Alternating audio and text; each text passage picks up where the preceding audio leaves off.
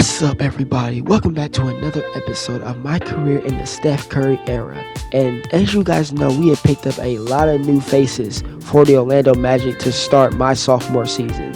And I can't be more excited to start the 2018 NBA season, because today is the season premiere. We have to get ready for the Chicago Bulls to start our 2018 NBA season. And I can't be more excited to start this season. And here we are, first game of the regular season to start my second season in the league. We're going up against the Chicago Bulls, and by the first possession of the game with my team being on defense, I already knew this season was going to be way better than my rookie season.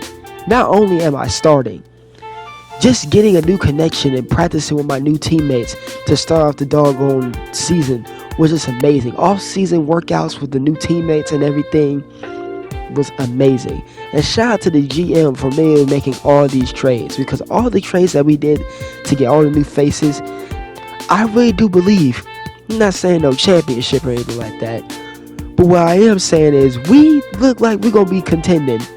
At least contending. We going to be that team in the Eastern Conference. A lot of people will sleep on the Eastern Conference. I think the Eastern Conference is weak, but we here to show everybody we ain't the weak link of the Eastern Conference. This ain't last year. This is a new year, and we was coming out here to not only show Jimmy Butler and Blake Griffin that we was here to put the whole league on doggone notice. Just for this first game alone, we have to show and make the tone. Shout out to the bench. Shout out to DJ Augustine, Reggie Bullock, all the people that come off the bench that helped us keep the lead in this game against the Chicago Bulls. Because we left the first quarter, we left the first quarter 28-21. We came back in, the starters came back in. Robert Covington coming out here hitting threes. And the Bulls were still trying to stay up in it. Don't get it twisted. They were still trying to stay up in this game. But with Coach giving me all the extra minutes and me being the starter for my team, the starting point guard, I already knew all the off-season training and all the off-season workouts I was doing was coming in clutch, as we won the season opener 104-94 against the Chicago Bulls, and I was player of the game. Your boy had 28 points, 8 assists, and I had 5 rebounds. I already knew, with Coach giving me all these minutes and with Coach trusting me to be the starting point guard for my team after my rookie season, oh yeah, I had no other choice but to work as hard as I needed to work. Moving on, the next game against the doggone Brooklyn Nets. Man, when I tell you the first half from my team, we was all dominating the first half, y'all. It was dominating. Coach was absolutely amazed by everything we was doing as a team in the first half. We was just hooping against the Brooklyn Nets. It seemed like everything that we had under control. At the end of the first half, it was 55-49. Your boy had 23 points and 13 assists in the end of the first half. And I had 13 assists, y'all. So don't just think it was just me that was hooping. Trust me, I'm a hoop. You know what I'm saying? When I'm on fire, I'm going to get my buckets.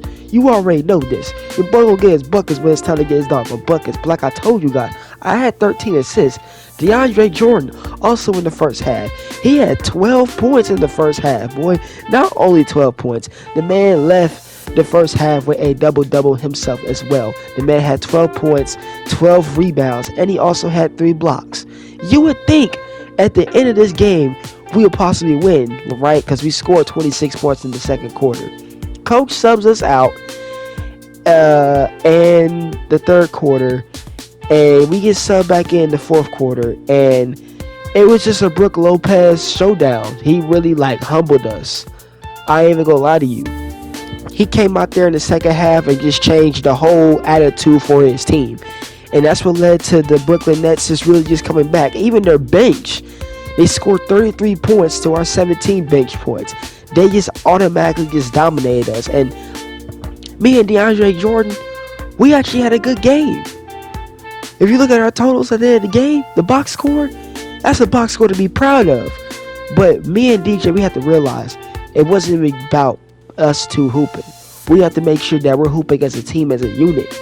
Because if we not, we gonna get too ahead of ourselves and think just because we won the first half, we're going to win the second half automatically.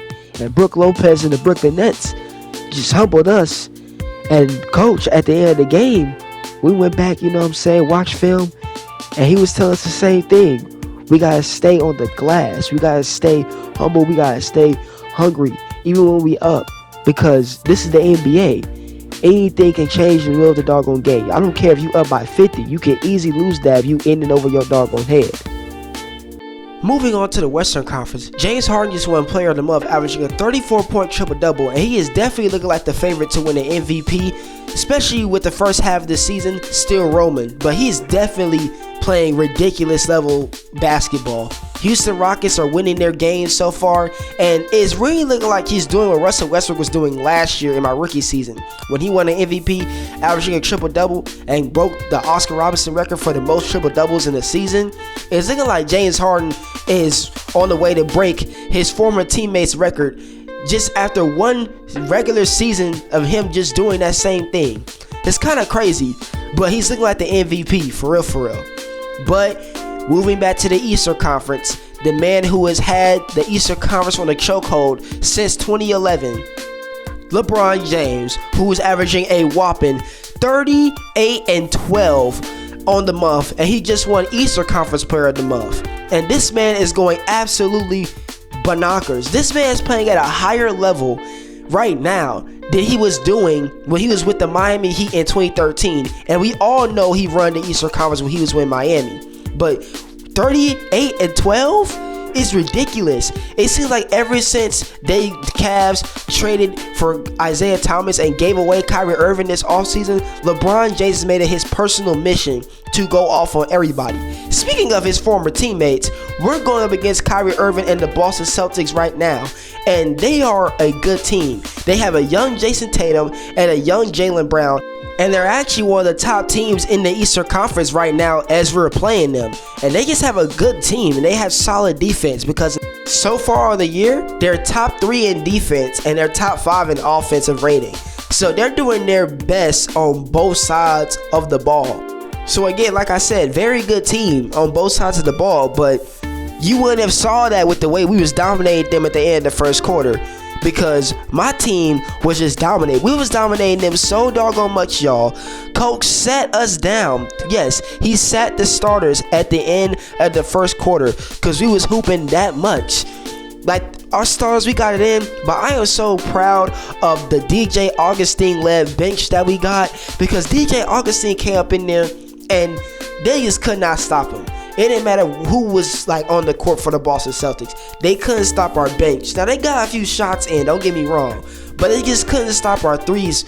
The shooters that we got on the team, this is why I am confident in what we have, because we have so many shooters on the team, and when we get hot, we get hot. And I got subbed back in the fourth quarter just so I can help put the rest of the game to rest. And I finished the game with 24 points and 12 assists. And I was proud of me and my guys. We came up there and we hooped.